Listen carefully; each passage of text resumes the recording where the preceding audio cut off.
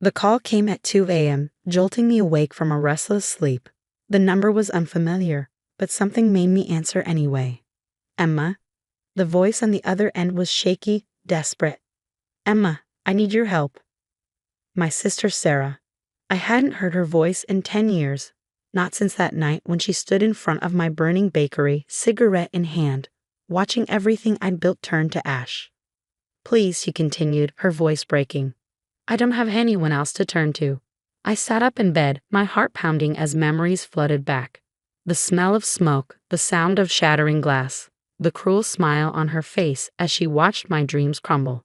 But instead of hanging up, I found myself saying something that surprised even me. Of course, Sarah. Whatever you need. My name is Emma Chen, and 10 years ago, my sister destroyed everything I had worked for. But let me take you back to the beginning to explain how we got here. Growing up, Sarah and I were never close. She was the golden child, the one who could do no wrong in our parents' eyes. Perfect grades, perfect friends, perfect life. I was the quiet one, the dreamer who spent hours in our mother's kitchen learning to bake, finding solace in the precise measurements and delicate art of pastry making. When I announced my plan to skip college and open a bakery, Sarah laughed. Really, Emma? That's your big plan? To play with flour all day? Our parents weren't much better. You're throwing your life away, Dad said, shaking his head. Sarah's going to business school. Why can't you be more like her? But I didn't listen. I had saved every penny from years of after-school jobs, carefully tucking away money while Sarah spent hers on designer clothes and parties. By the time I was 22, I had enough for a down payment on a small storefront in downtown Portland. Sweet Dreams Bakery wasn't much at first. The walls needed paint, the equipment was secondhand, and the location wasn't ideal. But it was mine. Every morning at 4 a.m., I'd unlock those doors, fire up the ovens, and start creating. My signature lavender macarons became a local favorite. The wedding cake orders started rolling in. Slowly but surely, my little bakery began to thrive. Sarah, meanwhile, dropped out of business school after 2 years. It's boring, she complained to her parents. I need to find myself.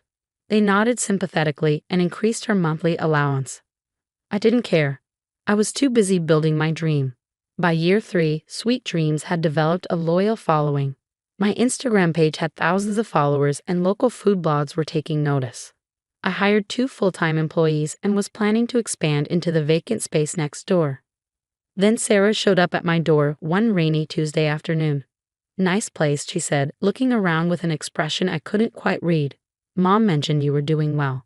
It was the first time she'd visited in the 3 years I'd been open. She wandered around the shop, running her finger along the display cases, examining everything with critical eyes. You know, she said finally, I've been thinking about getting into the food business myself. Maybe we could partner up? You've got this whole baking thing down, but you could use some real business expertise.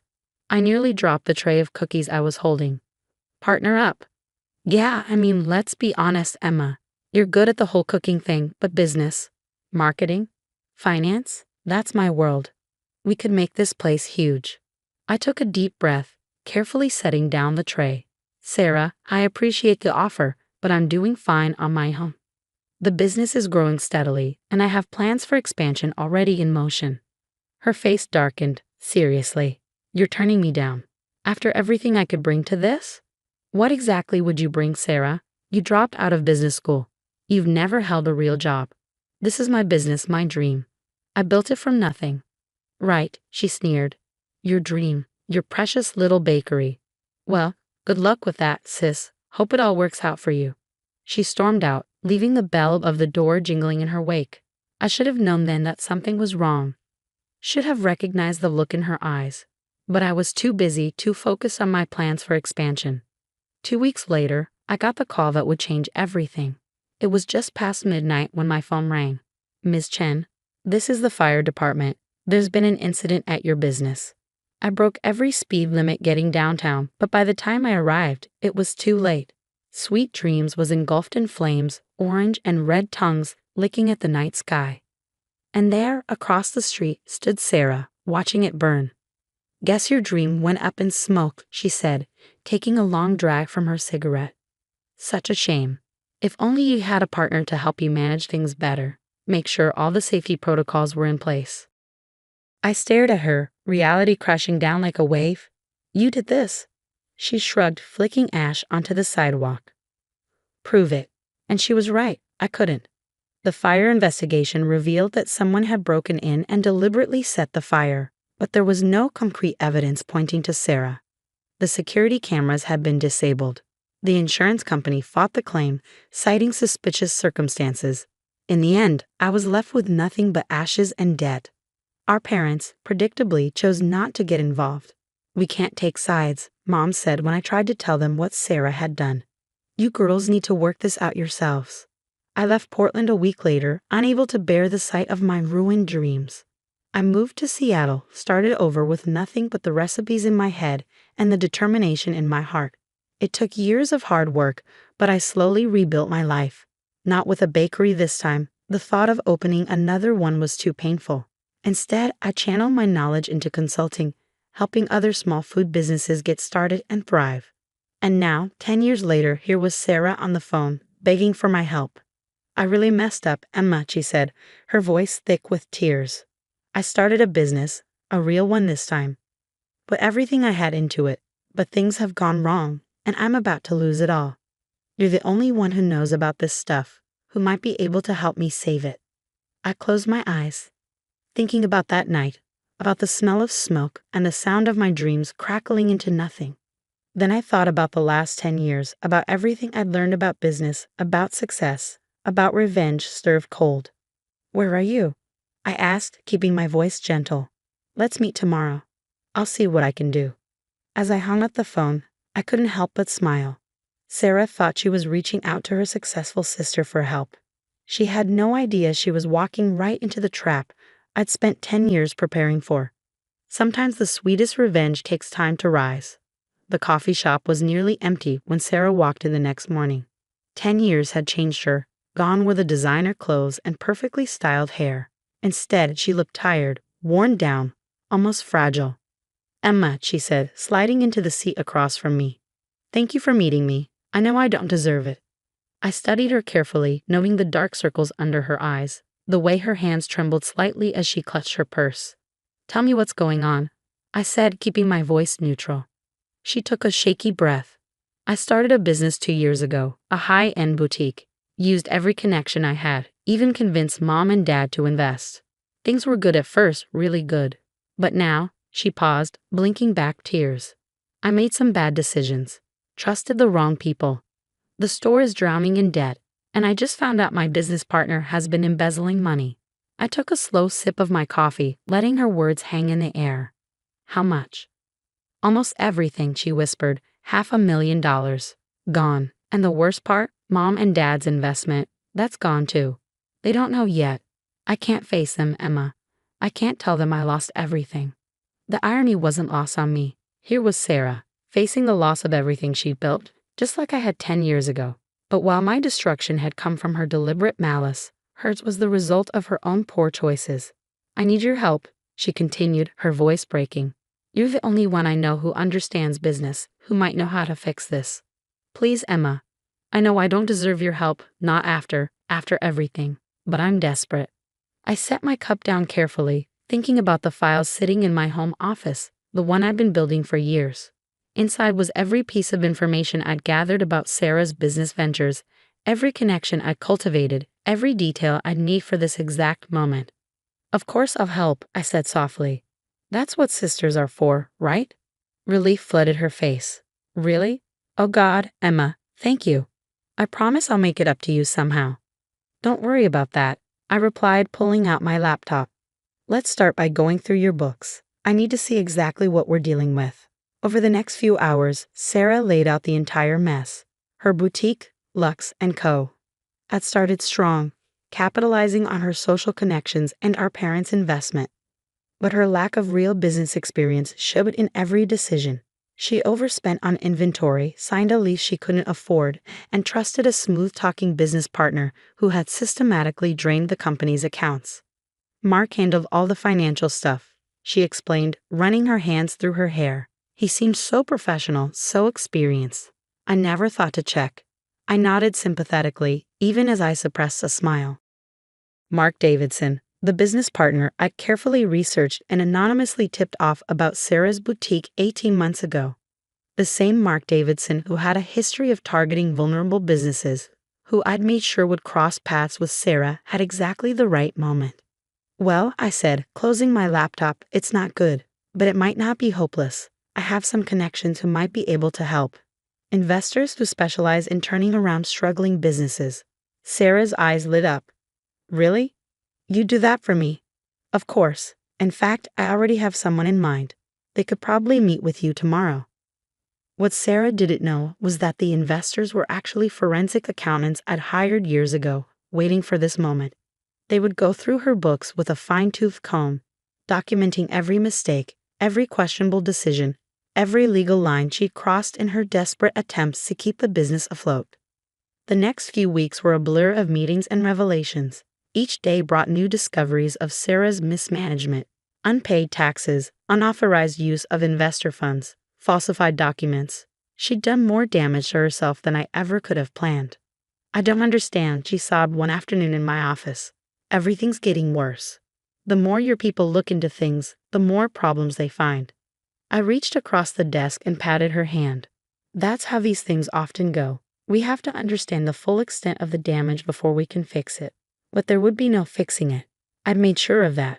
Every solution I proposed led to another complication. Every potential investor I introduced found new reasons to back away. Sarah's desperation grew with each passing day. Finally, the moment I'd been waiting for arrived. Our parents called a family meeting. We need to discuss this situation, Dad said gravely, looking older than I'd ever seen him. He and Mom sat on one side of their dining room table, Sarah and I on the other. The accountants have shared their findings with us. Sarah paled. What findings? Mom pulled out a thick folder, the detailed report my team had prepared. It's not just the money you lost, Sarah. It's how you lost it. The lies, the cover-ups. The fraud, Dad added, his voice hard. Do you understand what this means? What this could do to our family's reputation? Sarah burst into tears. I'm sorry. I didn't mean for any of this to happen. I wanted to prove I could do it.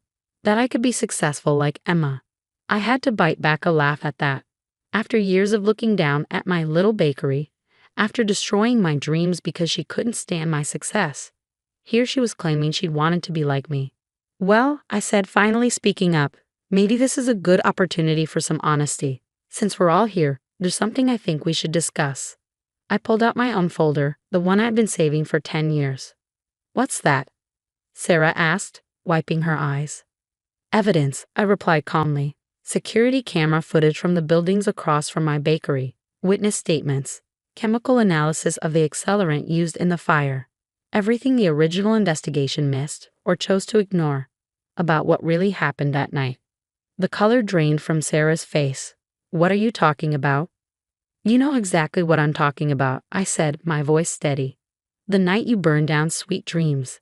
The night you destroyed everything I'd worked for because you couldn't stand to see me succeed on my own. Our parents sat in stunned silence as I laid out the evidence, piece by piece. The footage showing Sarah entering the bakery late at night. The receipts for the materials used to start the fire. The statements from people who had seen her watching the building burn. Is this true? Mom whispered, looking at Sarah with horror. Did you really? Sarah crumbled. I was jealous, she sobbed. Emma made it look so easy and I couldn't stand it. But I never thought, I didn't think you'd get caught. I finished for her. No, you didn't. Just like you didn't think about what would happen with your boutique. You never think about consequences, Sarah. You never have. Dad's hands were shaking as he looked through the evidence. This is criminal. If this got out, it won't, I said quietly. At least not from me. That's not why I'm showing you this. Then why? Mom asked. I stood up, gathering my things. Because I wanted you all to know the truth. About the bakery, about Sarah's business, about everything. And because I wanted Sarah to understand something. I turned to my sister, meeting her tear-filled eyes. Success isn't about destroying others to get ahead. It's about building something real, something that lasts. Something you never learned to do.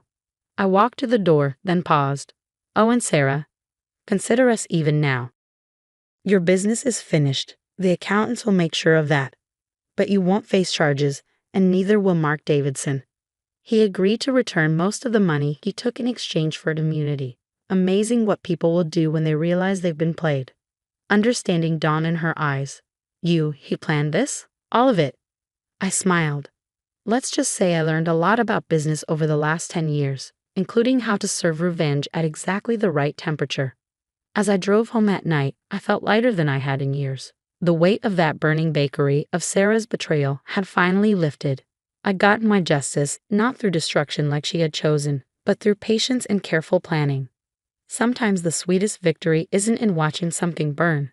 It's in watching it slowly crumble, piece by piece, until there's nothing left but the truth. I never saw Sarah again after that night. Last I heard, she'd moved across the country, trying to start over somewhere new. Our parents eventually recovered most of their investment, thanks to the deal I'd arranged with Mark Davidson. They never looked at either of us quite the same way again. As for me, I opened a new bakery last month, not because I needed to. My consulting business is more successful than Sweet Dreams ever was, but because sometimes the best way to heal old wounds is to face them head-on. The morning we opened, I stood in front of my new ovens, breathing in the familiar scent of vanilla and warm bread.